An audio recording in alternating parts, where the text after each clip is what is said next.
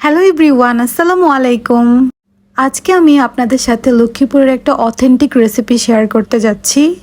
লক্ষ্মীপুরের রেসিপি বললাম এই কারণে, আমি আসলেই জানি না অন্য কোনো অঞ্চলে এই খাবারটা খায় কি না। তবে লক্ষ্মীপুরের এরিয়াগুলোতে এই রেসিপিটি খুবই প্রচলিত একটা রেসিপি।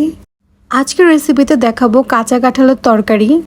তো প্রথমে একটা কাঁচা কাঁঠাল কেটে নিয়েছে আম্মু। এই কাঁঠালের সাথে বিভিন্ন রকমের শাকসবজি অ্যাড করা হবে। যারা শাকসবজি খেতে পছন্দ করেন তাদের কাছে এই রেসিপিটা অবশ্যই ভালো লাগবে। এই কাঁঠালের তরকারি বানানোর জন্য আম্মু নিয়ে নিল 3 রকমের ডাল। এখানে রয়েছে বুটের ডাল, খেসারির ডাল এবং সিমের বিচি। আম্মু প্রথমেই বুটের ডালগুলোকে একটু ভেজে নিচ্ছে। বুটের ডালটা ভেজে নিচ্ছে এই কারণে যাতে কাঁঠালের তরকারিটা আরও বেশি স্বাদ এবং গ্রান হয়। তো ডাল ভাজার পর আম্মু একটি পাতিলের মধ্যে পানি দিয়ে দিল গরম হওয়ার জন্য। পাতিলের পানি গরম হওয়ার পর আম্মু 1 চামচ হলুদ অ্যাড করেছিল। এর 2 মিনিট পরে আম্মু হলুদের পানিতে অ্যাড করছে কেটে রাখা কাঁচা কাঁঠালের পিসগুলো। এখন কাঁঠালের পিসগুলোকে নেড়ে ঢাকনা দিয়ে দিবে এবং সিদ্ধ হওয়া পর্যন্ত অপেক্ষা করবে। দেখতেই পাচ্ছেন কাঁঠালের টুকরোগুলো সেদ্ধ হয়ে গেছে। এখানে পুরো সিদ্ধ করা হয়নি, এখানে হাফ সিদ্ধ করে এগুলোকে এখন পানি দিয়ে ধুয়ে নিবে। আর অন্যদিকে টমেটো, পেঁয়াজ, রসুন এবং কাঁচামরিচ কেটে নেওয়া হয়েছে রান্নার জন্য। চুলা অন করে আবারও একটি পাতিলের মধ্যে পানি দিয়ে দেওয়া হলো। এর সাথে অ্যাড করা হলো 1 চামচ হলুদ গুঁড়া এবং লাল মরিচ গুঁড়া এবং সাথে দিয়ে দেওয়া হলো স্বাদ মতো লবণ। এরপর অ্যাড করা হয়েছিল 2 চামচ রসুন বাটা, দিয়ে দেওয়া হয়েছিল 2টোর মতো তেজপাতা। এখন দিয়ে দেওয়া হবে গোলমরিচ এবং জিরা গুঁড়া। ভালো করে পানির সাথে সবগুলো মশলা নেড়ে মিশিয়ে দেওয়া হয়েছে।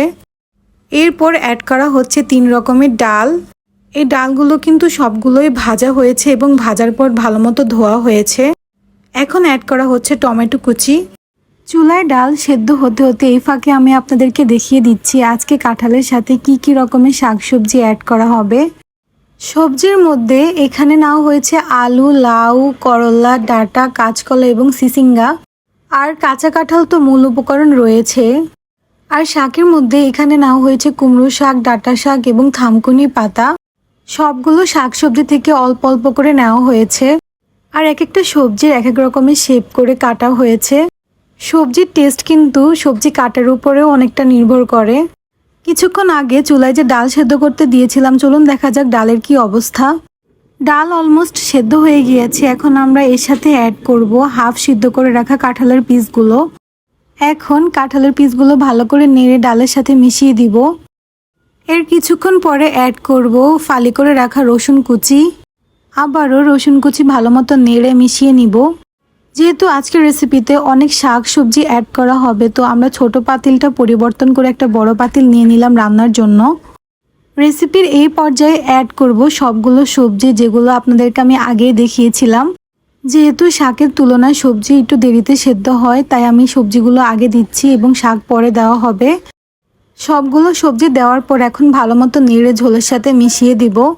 অ্যাড করলাম 1 চামচ পরিমাণ গরম মশলা।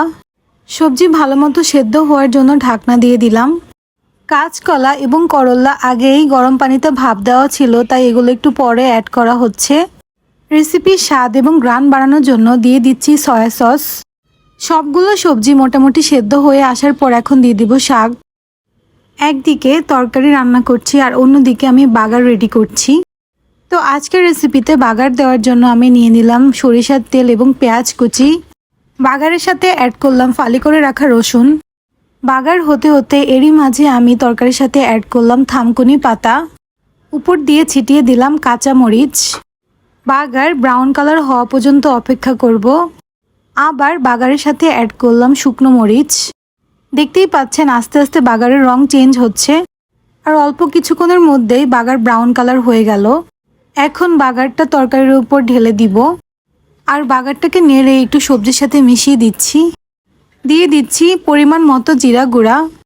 আর এরই মাঝে তৈরি হয়ে গেল আজকের কাঁঠালের তরকারি।